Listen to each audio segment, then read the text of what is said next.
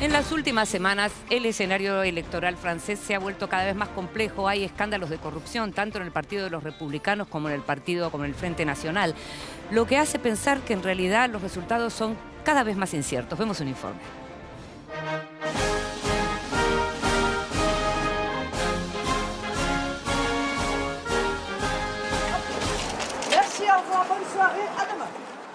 Jean-Luc Mélenchon, el candidato presidencial del movimiento de izquierda Francia Insumisa, y Benoît Hamon, por el Partido Socialista, se quejan por estos días de que la campaña electoral para las presidenciales francesas del próximo 23 de abril está secuestrada y mantenida como rehén de la crisis que golpea a la derecha y la extrema derecha en ese país, y que la atención que les dedica la prensa impide hablar de otro tema. Es que en el último mes, el escenario electoral defraudó todas las previsiones y se convirtió en un complejo ajedrez que podría tener resultados inesperados, en gran parte a raíz de la sucesión de escándalos que envuelven tanto al Partido Los Republicanos como al Frente Nacional. Muy rápidamente, el sorprendente triunfo del ex primer ministro François Fillon en las internas de la derecha, que dejó en el camino al expresidente Nicolas Sarkozy y al también ex premier Alain Juppé, se vio opacado por el escándalo de los trabajos ficticios de asesorías parlamentarias que habrían permitido a la esposa de Fillon y a sus hijos cobrar alrededor de 900.000 euros durante varios años. El affaire, revelado por el influyente semanario satírico Le Canard Enchaîné, abrió una investigación judicial. Fillon intentó hacer control de daños, pero su candidatura quedó seriamente afectada, pese a lo cual decidió no renunciar. À Orléans, le mot soumission, ça fait des siècles qu'on l'ignore. Eh bien, moi non plus, je ne me soumets pas. J'invite solennellement et amicalement nos partenaires centristes à rejoindre ma campagne. Nous avons les mêmes valeurs, nous avons les mêmes objectifs, et c'est ensemble que nous bâtirons la majorité gouvernementale qui redressera demain la France. La decisión de Fillon, quien deberá declarar ante un juez el próximo miércoles 15 de marzo, desató una crisis partidaria que terminó de agravarse cuando el veterano Alain Juppé anunció que no aceptaría ser el eventual reemplazo de Fillon, como habían propuesto Sarkozy y otros líderes de los republicanos. Juppé, quien afrontó una condena por malversación de fondos públicos en 2004 que lo obligó a recluirse en la política municipal de Bordeaux, explicó sin eufemismos que no está dispuesto a afrontar el escrutinio de la campaña y que no puede salvar al partido. Marine Le Pen, de ultraderechista Frente Nacional, todavía favorita en las encuestas para ganar la primera ronda, también está golpeada por un escándalo de empleo ficticio por el uso de fondos de la Unión Europea para pagar a su guardaespaldas y a un asistente por alrededor de 350.000 euros. Non, ça ne m'inquiète pas particulièrement. Moi, encore une fois, je fais campagne. Je regarde les sondages parce qu'ils démontrent des dynamiques. Cette dynamique, pour l'instant, elle porte ma candidature. Elle est extrêmement solide, cette dynamique. Il faut encore la travailler, il faut encore convaincre. Il y a encore des millions de Français qui n'ont pas fait de choix. Hacia la izquierda, las cosas no están mejor.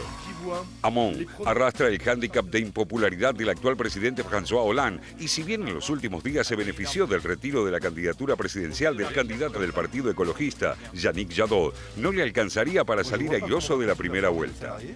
A un mes y medio de los comicios, las últimas encuestas siguen señalando que el escenario de 5 candidatos sigue favoreciendo al liberal Emmanuel Macron, exministro de Economía de Hollande y candidato del Movimiento en Marcha, quien se beneficiaría de las desdichas de sus adversarios a derecha e izquierda y podría llegar al balotaje junto a la ultraderechista Le Pen. Et donc que des femmes et des hommes qui ont des responsabilités politiques indiquent leur choix pour les élections, je veux dire, à la fin des fins, je veux vous rassurer ici, moi, je souhaite avoir au moins 51% de nos concitoyens qui en appellent à un tel vote. Según el Instituto Francés de Opinión Pública, IFOP, Le Pen tendría un 26,5% de intención de voto en primera vuelta, seguida por Macron con 25,5%, Fillon con un 18,5%, Hamon con 14% y Mélenchon con 12%. En segunda vuelta, una mayoría de los franceses optarían por un voto táctico por Macron para impedir la catástrofe política de que una ultraderechista se convierta en presidenta de Francia. No los unirá el amor, sino el espanto.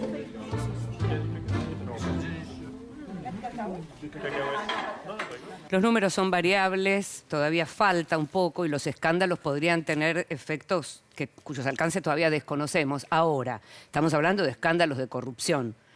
En todo el mundo escándalos de corrupción. Y en Francia no es una novedad, pero está teniendo una incidencia que hasta ahora no tenía. Sobre todo porque esto de los empleos ficticios en realidad no es nuevo en Francia. Es decir, si vamos al caso, Alain Juppé, que fue quien compitió con Fillon en las internas, también y tuvo un problema por empleos ficticios cuando colaboraba con Jacques Chirac en la alcaldía de París. Y por eso fue procesado 14 meses de prisión. Jacques Chirac también, 2 años de prisión, en ese caso por un escándalo de corrupción. El actual presidente, François Hollande, un peluquero que cobraba 9.300 euros por mes. Es decir, también estamos hablando de un caso de casi un empleo ficticio. Y Marine Le Pen, que este es un dato para todos los partidos de ultraderecha europeos. Cuando tienen representación en el Parlamento Europeo, como detestan al Parlamento Europeo, lo usan. ¿Para qué? Para sacarle fondos. Entonces, el caso de Marine Le Pen son 2, hay un guardaespaldas y hay una persona más que también están vinculados con fondos del Parlamento Europeo que en realidad venían a solventar los gastos del Frente Nacional.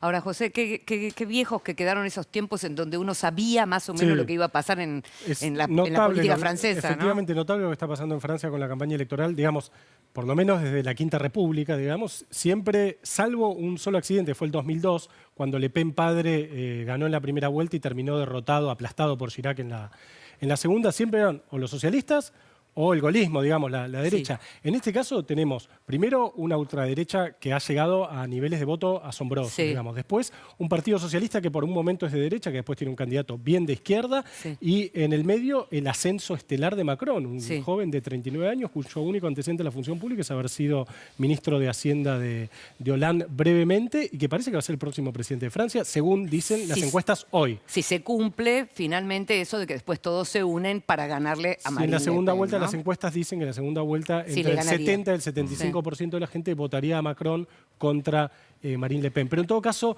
hay una dinámica electoral muy enloquecida, digamos, muy volcánica, que no es la que uno está habituado en Francia, digamos. Vamos a seguir hablando de Francia seguramente de acá a las elecciones de mayo. Por ahora nos estamos yendo a un nuevo corte.